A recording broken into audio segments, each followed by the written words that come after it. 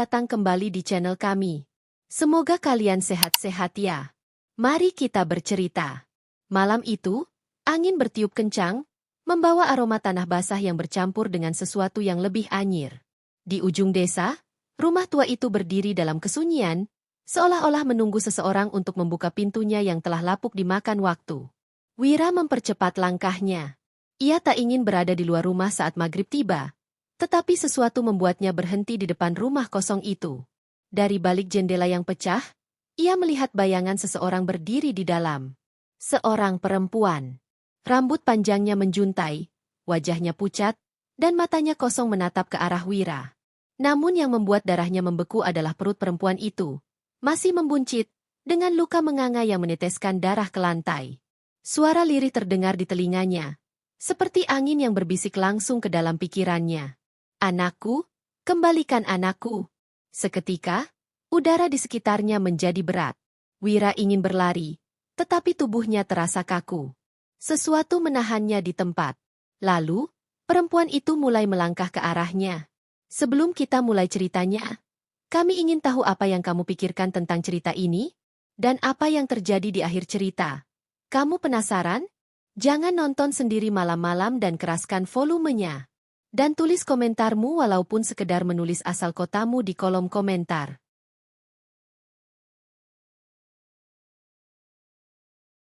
Di sebuah desa kecil di Jawa Timur, ada sebuah kebiasaan yang tak pernah diabaikan penduduknya. Setiap sore menjelang maghrib, orang-orang menutup pintu rapat-rapat, menyalakan lampu minyak di serambi rumah, dan melarang anak-anak mereka bermain di luar. Bukan karena takut gelap atau binatang buas, melainkan karena sesuatu yang lebih mengerikan, arwah seorang perempuan hamil yang bergentayangan di desa itu sejak bertahun-tahun lalu. Orang-orang menyebutnya Mbak Sari. Sebelum kematiannya, ia adalah seorang perempuan muda yang dikenal baik hati. Ia tinggal di rumah kecil di pinggir desa bersama suaminya, Banu. Kebahagiaan mereka semakin sempurna ketika Sari mengandung anak pertama mereka. Namun, kebahagiaan itu tak bertahan lama. Pada suatu malam, hujan turun deras. Petir menyambar-nyambar, membuat malam itu terasa lebih mencekam. Di rumah kecilnya, Sari berjuang seorang diri. Perutnya yang membuncit terasa nyeri luar biasa. Banu tak ada di rumah. Katanya pergi ke kota untuk mencari kerja. Namun, hingga berbulan-bulan, ia tak pernah kembali. Orang-orang mulai berbisik-bisik, menduga-duga bahwa Banu meninggalkan istrinya yang sedang hamil tanpa kabar. Di tengah kesedihannya, Sari mulai jatuh sakit. Ia jarang keluar rumah. Tubuhnya semakin kurus, dan wajahnya semakin pucat. Hingga pada suatu malam, jeritan panjang terdengar dari rumahnya. Penduduk desa yang terjaga oleh suara itu bergegas datang. Mereka menemukan Sari tergeletak di lantai rumahnya, tak bernyawa. Tubuhnya dingin, wajahnya pucat dengan mata yang masih terbuka. Namun yang lebih mengerikan, perutnya yang membuncit itu tampak sobek. Seakan-akan seseorang telah mengambil bayi dalam kandungannya secara paksa. Penduduk desa panik. Tak ada yang tahu siapa yang melakukan hal itu. Polisi datang, tetapi mereka pun tak menemukan jejak pelaku. Kematian Sari menjadi misteri yang tak terpecahkan. Sejak saat itu, arwahnya mulai bergentayangan. Orang-orang yang masih berkeliaran saat maghrib sering mendengar suara tangisan perempuan dari rumah yang kini kosong itu. Kadang-kadang, ada yang melihat sesosok wanita berambut panjang berdiri di depan rumahnya dengan tangan yang terjulur ke depan, seakan meminta sesuatu. Ada juga yang melihatnya berjalan tertatih di jalanan desa, perutnya masih membuncit dan berlumuran darah. Suatu malam, seorang pemuda bernama Wira memberanikan diri untuk melewati rumah itu saat pulang dari sawah. Awalnya, ia berpikir semua cerita itu hanya mitos belaka. Namun, saat melewati rumah tua itu, ia merasakan hawa dingin yang menusuk. Tiba-tiba, dari balik bayang-bayang pepohonan, sesosok perempuan muncul. Wira tertegun. Sosok itu memiliki wajah pucat dengan mata kosong. Pakaian yang dikenakannya compang-camping, dan di perutnya yang besar terdapat sobekan yang menganga. Darah menetes dari luka itu, membasahi tanah di bawahnya. Wira ingin lari, tetapi tubuhnya terasa kaku. Perempuan itu melangkah mendekatinya. Tangannya terjulur, bibirnya bergerak pelan. Wira mendengar suara yang lirih namun jelas. Anakku, kembalikan anakku. Ketakutan luar biasa menyergap Wira. Dengan sisa tenaga, ia berlari sekencang mungkin ke rumahnya. Malam itu, ia jatuh sakit, menggigil hebat, dan mengigau menyebut-nyebut nama Sari. Cerita tentang Sari semakin berkembang. Beberapa orang percaya bahwa ia tidak meninggal karena sakit, melainkan karena seseorang telah membunuhnya dan mengambil bayinya. Ada yang mengatakan bahwa Banu, suaminya, lah yang kembali secara diam-diam untuk menculik bayi itu. Namun, tak ada yang tahu pasti. Sejak malam Wira melihatnya, gangguan semakin sering terjadi. Bayi-bayi di desa sering menangis tanpa sebab. Para ibu muda mengaku merasakan tekanan aneh di perut mereka saat tidur, seakan-akan seseorang menyentuhnya. Bahkan, seorang perempuan hamil hampir mengalami keguguran setelah bermimpi buruk tentang Sari. Seorang dukun bernama Mbah Joyo dipanggil untuk menangani masalah ini. Ia membawa sesajen dan berdoa di depan rumah tua Sari. Setelah beberapa saat, wajahnya berubah tegang. Ia berkata bahwa arwah Sari tak akan tenang sebelum ia menemukan anaknya. Namun, jika bayi itu memang telah mati, maka arwahnya akan terus mencari sampai akhir zaman. Penduduk desa hanya bisa pasrah. Hingga kini, setiap maghrib tiba, mereka tetap menutup pintu rapat-rapat. Tak ada yang berani berjalan sendirian di malam hari, takut bertemu dengan arwah perempuan hamil yang masih bergentayangan, mencari anak yang tak pernah ia temukan. Malam-malam di desa itu semakin mencekam. Sejak kejadian Wira, semakin banyak orang yang mengaku melihat sosok perempuan hamil berjalan tertatih di jalanan desa. Bahkan, beberapa orang mulai mendengar suara ketukan pelan di pintu rumah mereka saat tengah malam. Saat mereka mencoba mengintip dari celah jendela, tak ada siapapun di luar. Namun, samar-samar, suara lirih terdengar. "Anakku, di mana anakku?" Seorang perempuan muda bernama Lestari mengalami kejadian yang lebih mengerikan. Ia sedang mengandung 7 bulan ketika suaminya, Pardi, pulang larut dari sawah. Lestari tertidur di ranjangnya. Namun tiba-tiba ia terbangun karena merasa ada sesuatu yang menekan perutnya. Saat membuka mata, ia melihat sesosok perempuan duduk di samping ranjangnya, menatap perutnya dengan tatapan kosong. Perempuan itu memiliki rambut panjang yang menutupi sebagian wajahnya, tetapi Lestari dapat melihat jelas wajahnya yang pucat, dengan mata merah penuh kesedihan. Lestari tak bisa bergerak. Tubuhnya terasa kaku, seperti tertahan oleh sesuatu yang tak kasat mata. Sosok itu perlahan mengulurkan tangannya ke arah perutnya. Jemarinya yang panjang dan dingin mulai menyentuh kulit Lestari, menimbulkan rasa nyeri yang menusuk. Lestari ingin menjerit, tetapi suaranya tercekat di tenggorokan. "Anakku, kembalikan anakku." Suara itu terdengar begitu dekat, begitu menusuk telinga Lestari. Ia akhirnya berhasil menggerakkan bibirnya, berusaha berteriak memanggil suaminya. Namun, saat suaminya masuk ke kamar dengan panik, sosok perempuan itu sudah menghilang. Yang tersisa hanyalah bau anyir yang menusuk hidung dan bercak darah tipis di spray tempat tidur mereka. Pardi segera membawa Lestari ke rumah Mbah Joyo. Dukun tua itu memandangi Lestari dengan sorot mata serius, lalu menyiapkan air kembang dan membacakan doa-doa. Setelah beberapa saat, ia berkata dengan suara pelan namun tegas. Arwah Sari semakin gelisah. Ia sudah mulai mengincar ibu-ibu hamil. Pardi gemetar mendengar ucapan itu. Ia memohon agar Mbah Joyo melakukan sesuatu untuk menghentikan teror ini. Satu-satunya cara untuk menghentikannya adalah menemukan anaknya atau setidaknya memberitahu di mana jasad anak itu berada. Jika anaknya masih hidup, Sari akan tenang. Jika sudah mati, maka kita harus menguburkannya dengan layak. Masalahnya, tak ada yang tahu di mana bayi Sari berada. Bahkan, tak ada yang yakin apakah bayi itu benar-benar diambil atau justru mati bersama ibunya. Mbah Joyo lalu memutuskan untuk melakukan ritual pemanggilan arwah. Malam itu, beberapa penduduk desa berkumpul di rumah tua Sari. Lilin-lilin dinyalakan, dan asap dupa memenuhi ruangan. Mbah Joyo duduk bersila di tengah, membaca mantra-mantra kuno. Angin berhembus kencang, dan suasana di dalam rumah itu menjadi semakin dingin. Tiba-tiba, suara isakan terdengar. Dari sudut ruangan, bayangan hitam muncul perlahan. Semua orang mundur ketakutan saat sosok itu semakin jelas. Perempuan itu berdiri di sana. Wajahnya pucat, rambutnya berantakan, dan matanya penuh dengan kesedihan. Perutnya yang membuncit masih tampak menganga, dengan darah yang mengering di sekitarnya. Ia menatap Mbah Joyo dengan tatapan kosong. Anakku, kembalikan anakku. Mbah Joyo menahan napas sejenak sebelum bertanya dengan suara pelan. Di mana bayimu? Sari? Siapa yang mengambilnya? Perempuan itu tak menjawab. Ia hanya terisak. Tangannya terulur seolah ingin mengambil sesuatu yang tak terlihat. Kemudian, tiba-tiba, ia menunjuk ke arah lantai rumah itu.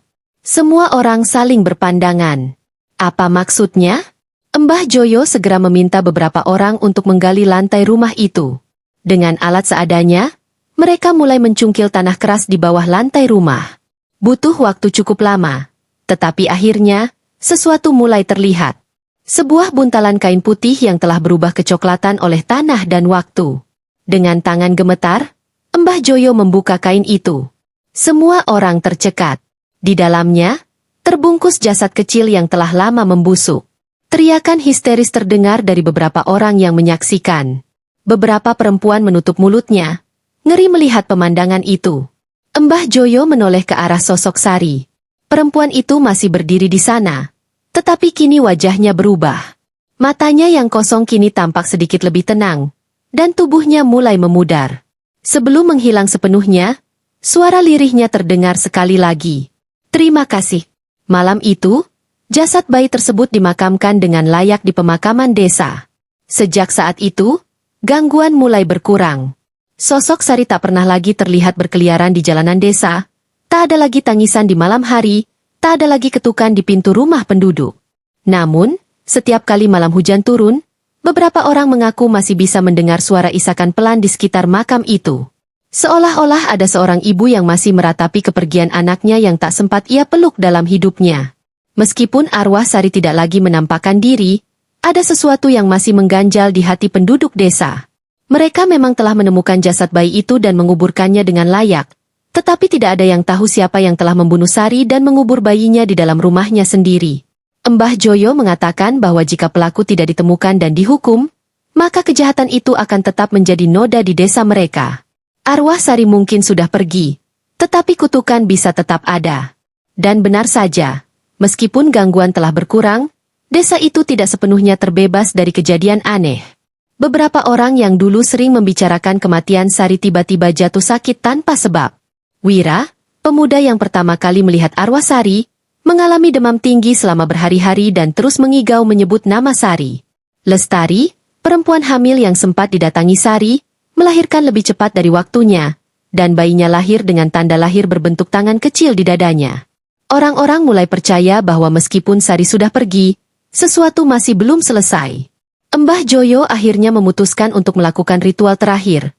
Ritual pemanggilan untuk mencari tahu siapa yang telah membunuh Sari.